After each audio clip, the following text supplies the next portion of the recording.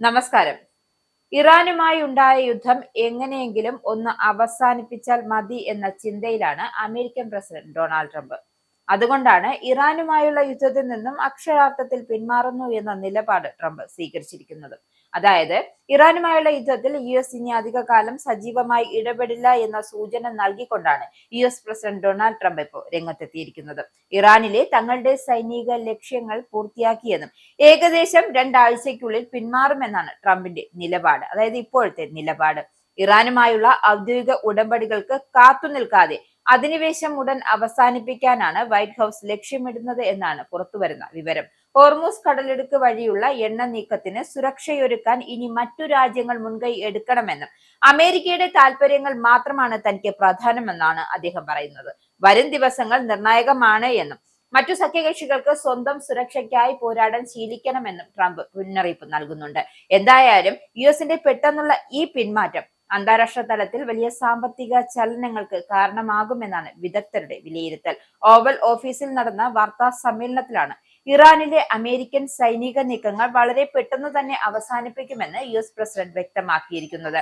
Iran വിടുക എന്നത് മാത്രമാണ് എനിക്ക് ചെയ്യാനുള്ളതെന്നും അത് ഞാൻ അധികം വൈകാതെ ചെയ്യുമെന്നും അതോടെ അവർ തകർന്നടിയുമെന്നും ഞങ്ങളുടെ ദൗത്യം പൂർത്തിയാക്കുകയാണ് എന്നും അതായത് അടുത്ത 2 ആഴ്ചയ്ക്കുള്ളിൽ അല്ലെങ്കിൽ ഏതാനും ദിവസങ്ങൾക്കുള്ളിലോ ദൗത്യം പൂർത്തിയാക്കാൻ കഴിയുമെന്നാണ് കരുതുന്നത് എന്നാണ് ട്രംപ് പറഞ്ഞു വെക്കുന്നത്. മേഖലയിൽ നിന്നുമുള്ള US പിന്മാറ്റം ഇറാനുമായി ഒരു കരാറിലെത്തുന്നതിനെ ആശ്രയിച്ചല്ല എന്ന കാര്യവും ട്രംപ് ഊന്നി പറയുന്നുണ്ട്. അവർ ഞാനുമായി ഒരു കരാറിൽ ഏർപ്പെടേണ്ടതിന്റെ ആവശ്യമില്ല.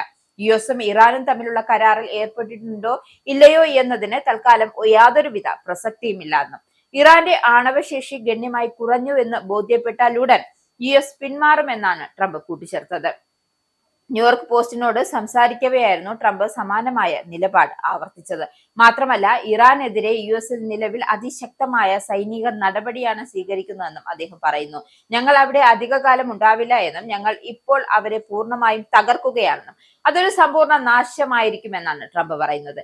മേഖലയിൽ US ഇടപെടൽ അധിക കാലത്തേക്ക് ഉണ്ടാകില്ല എന്നും അതായത് ഹോർമൂസ് കടലിടുക്കിലെ തടസ്സങ്ങൾ കാരണം എണ്ണക്ഷാമം നേരിടുന്ന രാജ്യങ്ങൾക്ക് ഒന്നുകിൽ എണ്ണ US നിന്ന് വാങ്ങുക അല്ലെങ്കിൽ ധൈര്യം സംഭരിച്ച് ഹോർമൂസ് വഴി കപ്പലിറക്കുക എന്ന പോംവഴികൾ മാത്രമേ മുന്നിലുള്ളൂ എന്ന കാര്യം ട്രംപ് പറയുന്നുണ്ട്. തന്റെ സോഷ്യൽ മീഡിയ പ്ലാറ്റ്ഫോമായ ട്രൂത്ത് സോഷ്യലിലൂടെയാണ് അദ്ദേഹം തന്റെ നിലപാടുകൾ വ്യക്തമാക്കിയത്. പശ്ചിമേഷ്യൻ യുദ്ധത്തെ തുടർന്ന് ഇറാൻ അടച്ച ഹോർമൂസ് കടലിടുക്ക് വീണ്ടും തുറക്കാനുള്ള US അഭ്യർത്ഥനയെ സഹായിക്കാത്തതിനാൽ UK ഉൾപ്പെടെയുള്ള രാജ്യങ്ങളെ ട്രംപ് വിമർശിക്കുകയും ചെയ്തിരുന്നു. സഹായിക്കാൻ അമേരിക്ക ഇനി മുന്നോട്ട് ഇറങ്ങില്ല എന്ന മുന്നറിയിപ്പ് നൽകിയത്. അതായത് രാജ്യങ്ങൾ സ്വയം പോരാടാൻ പഠിക്കണം എന്നാണ് ട്രംപിന്റെ നിലപാട്.